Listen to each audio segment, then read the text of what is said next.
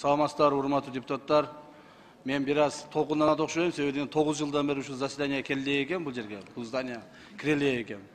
Так, ошондуктан мага biraz неудобно болуп атат, но бирок суроолоруңуздар боюнча, коррупция боюнча. Коррупция маселеси боюнча ушул мына биздин жаңы бийлик Садырдын Кожоевич президент болуп келгенге чейинки бардык коррупциялык иштер көтөрүлөт.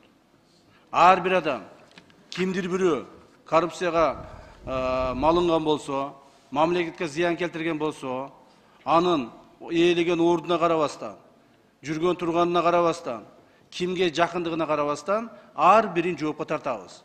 Мына биз муну баштадык. Бул жерде өтө көп мамлекеттик чоң кызматкерлер бар. Энергетика мына боюнча айтып атасыздар. Мына түндүк түштүк жолу, альтернатив жол боюнча айтып атасыздар.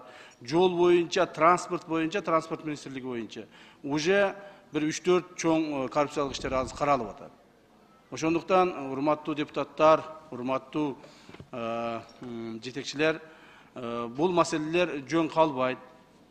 Жөн эле бир коррупция жасап коюп, 2 жыл өтүп кетти, 5 жыл өтүп кетти, 15 жыл өтүп кетти, болбойт. Ар бирин карап чыгабыз. Ким урдаса, мамлекетке кайтарабыз. Имуществосу менен, же акчасы менен кайтарабыз. Ким кайтара албаса, же урдаган нерсесин жеп койгон болсо, ал адам түрмөгө кетет. То есть бул боюнча, коррупция боюнча эч кандай мындай бир кимдир бирөөгө мындай деп кой жеңилдик болбойт. Ошондуктан бул маселе боюнча түндүк түштүк жолу дагы бар. Ал маселе каралып атат. Кудай буйрса, ал маселени биз жакында чыгарсак силерге жеткизебиз. Рахмат.